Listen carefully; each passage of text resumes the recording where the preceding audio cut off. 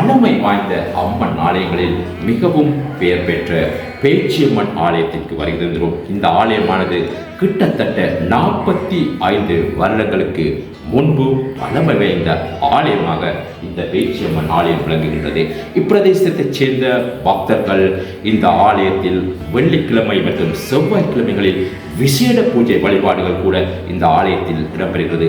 ஆகையினால் தான் நாங்கள் இன்றைய தினம் திருகோணமலையில் உள்ள இந்த பேச்சியம்மன் ஆலயத்திற்கு வருகை தந்து இந்த ஆலயத்தில் உள்ள சிறப்பு பூஜை வழிபாடுகள் மற்றும் இந்த ஆலயம் தொடர்பான விவரங்களை எமது YouTube channel voice of unity சேனலூடாக வழங்குவதற்காக தான் இன்று நாங்கள் இந்த திருகோணமலையில் உள்ள பேச்சியம்மன் ஆலயத்தை தேர்ந்தெடுத்து இந்த ஆலயத்துக்கு நாங்கள் இன்று வருகை தந்துள்ளோம்.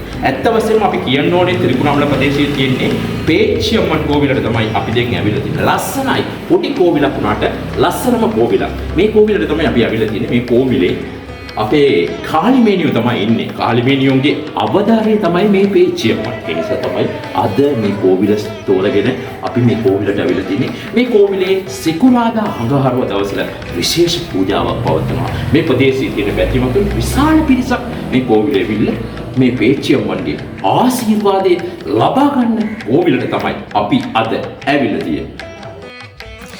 சைவ முறைப்படி பூஜை செய்யும் சிறப்பான ஆலயமாக திருகோணமலை மாணிக்க வாசகர் வீதியில் அமைந்துள்ள பேச்சியம்மன் ஆலயம் விளங்குகின்றது.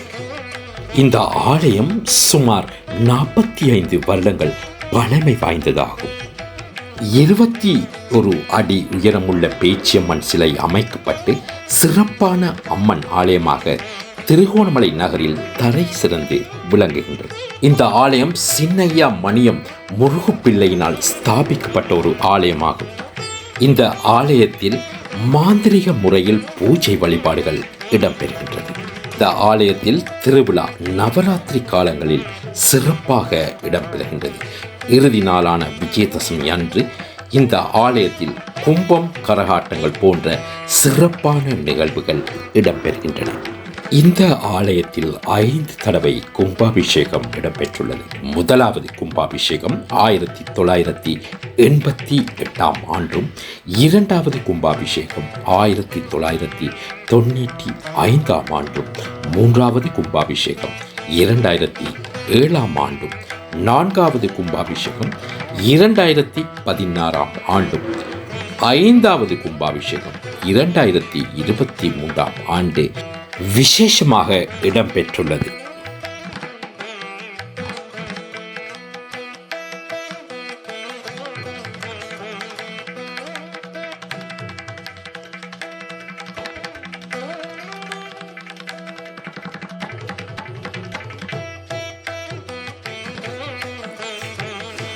மூலஸ்தானத்தில் பேச்சியம்மாள் எழுந்தருளியிருக்கும் வீடியோ காட்சிகளைத்தான் தற்பொழுது நீங்கள் கண்டு கொண்டிருக்கின்றீர்கள்.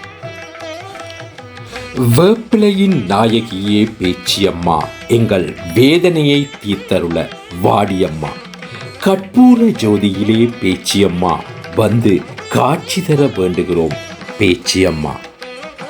பம்பை உடுக்கை ஒளி நாதத்துடன் உந்தன் பாத சலங்கை இசை பாடுதம்மா, கங்கை சுமந்தவனின் நாயகியே, எங்கள் நெஞ்சம் நிறைந்த திரிசூலினியே. பால் குடங்கள் சுமந்து வந்தோம் பார்த்திடம்மா, கண்ணில் நீர்க்குடங்கள் ஏந்தி நிற்கிறோம் தீர்த்திடம்மா. மாவிளக்கு எடுத்து வந்தோம் பேச்சியம்மா, எங்கள் மணவிளக்கை ஏற்றி வைக்க வாருமம்மா.